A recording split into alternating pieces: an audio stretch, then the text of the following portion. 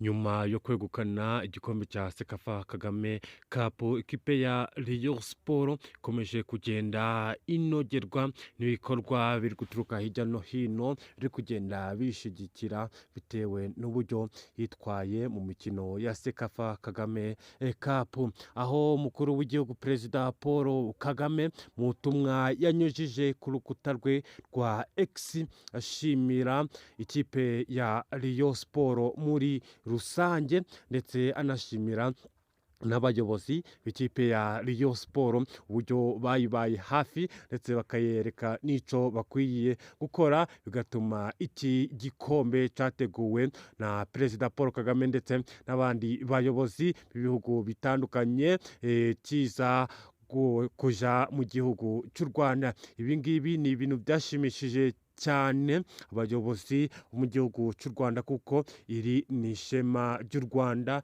iyo ikipe itsinze ikabasha kwinjiza igikombe mu gihugu giturutse mu bihugu by'abaturanyi, kumva ko ni ibintu bihabwa agaciro.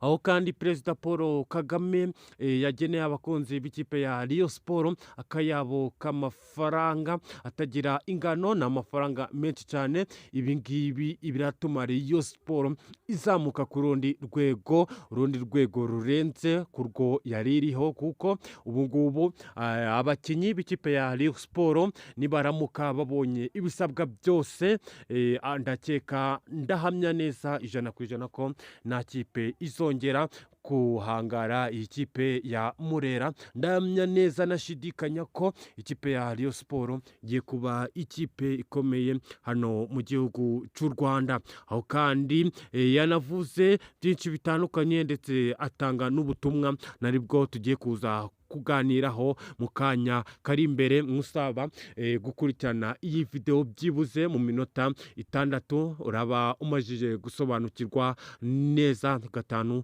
kuri 5. Aho kandi ikipe ya Rayon Sport igiye gukina imikino ya CAF Confederation tariki 5 z'ukwezi kwa 9, n'ejo bundi mu kwezi kuri imbere. Rayon Sport rero ikaba izahura n'ikipe ya Panta Sportivo ituruka hariya mu gihugu cya Cameroon. Ikipe ya Rayon Sport amahirwe agenda agaragaza ko Rayon Sport izayitsinda. Ese koko nawe urabihamya neza koko Rayon Sport kizatsinda Panta nk'uko ubibona? Ndetse si ubwa mbere Rayon Sport igiye guhura n'ikipe ya Panta ituruka mu gihugu cya Cameroon, mu gihe kandi ku itariki ya 12 aribwo Rayon Sport izongera gucakirana n'ikipe ya Panta hano mu gihugu cy'u Rwanda, dore ko umukino uzabera muri Cameroon ndetse ukaza no kubera mu gihugu cy'u Rwanda.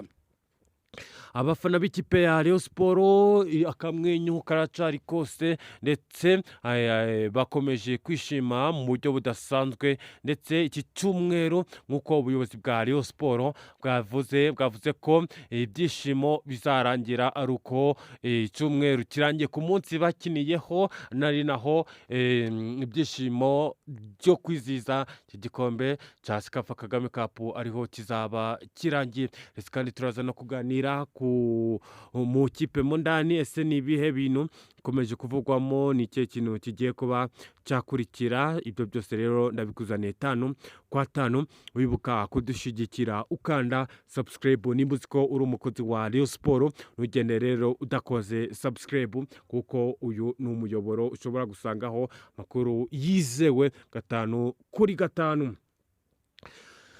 Yes, mbahaye ikaze rero haba baturuka mu bihugu bitandukanye za Amerika, muri Congo, mu za Kenya, ndetse n'ahandi no mu migabane itandukanye y'isi. Ndabasuje kandi mbifurije ikaze. Uyu ni umwanya tugiye kubana mu makuru akomeje kugenda avuga mu kipe ya Rayon Sport nyuma yo kwegukana igikombe cya Sekafa Kagame Cup. Umukuru w'igihugu Perezida Paul Kagame yavuze ko kuba match yarabaye adahari, ibyo ngibyo rero ntabwo byamubuza kwishimira intsinzi ikipe ya Rayon Sport yabonye, kuko ni ibintu byiza, ni ibintu by'agatangaza kuba ikipe yo mu gihugu cye, ikipe noneho karusho y'abaturage itwara igikombe. Ni ibintu byashimishije abayobozi batandukanye ba Rwanda ndetse n'aba n'abayobozi batandukanye b'ikipe ya Rayon Sports muri rusange ndetse n'abafatanyabikorwa basanzwe bafite imigabane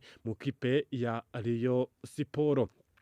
Aho abakinnyi bagiye batandukanye bagiye bahabwa ibihembo kubera yuko bitwaye neza muri Sekafa Kagame Cup, ndetse iyi kipe yakoze n'amateka akomeye yo kugira ngo ikine imikino yose iburemo n'umukino itakaza. Ni ibintu by'agaciro, ndetse ukabona ko yinjijwe ibitego 2 gusa, naho ubundi iyi kipe rwose ni ikipe ikomeye, ni ikipe idasanzwe, ni ikipe yatunguye abantu benshi. Perezida Paul Kagame rero yashimiye ikipe ya Rayon Sports byimazeyo, ndetse ababwira yuko afite akantu k'akamvirope abafitiye yabateganyirije, nubwo ari mu ruzinduko arateganya kuba yagaruka. Namara kugaruka rero kumva ko ibintu bizaba bibaye byiza, umufungo uziyongera mu kipe ya Rayon Sports, dore ko kiriya gikombe cyonyine kirimo amamiliyoni n'amamiliyari, kumva ko rero ni ifaranga rijejeta mu kipe ya Rayon Sports, ndetse abaherwe nabo baracakomeza kugenda bisukiranya, kuko nk'ikipe ya Rayon Sports wabonye muri stade uburyo abafana bari buzuye, bona ko rwose Rayon Sports ari ikipe ikundwa, ari ikipe y'abanyarwanda kandi yizewe 100%. Aho kandi Rayon Sports iri mu bihe byo kuba yaruhuka, ndetse mu minsi iri imbere mu cyumweru kiraza iratangira imyitozo yitegura panta imikino ya CAF Confederation, dore ko tariki 5 aribwo match izatangira mu gihugu cya Cameroon, ndetse Rayon Sports ifite amahirwe ndetse na prediction zerekana ko Rayon Sports igomba kuzatsinda. Abakunzi ba Rayon Sports mutangiye rwose muherekeza ikipe yanyu, ndetse kakagoma kanyu, wa murindi wanyu, yamashi yanyu, bya byishimo byanyu nibikabure inyuma y'ikipe yanyu ya Rayon Sports, kuko kariya kagoma niko gatuma abakinnyi biyumva ko bata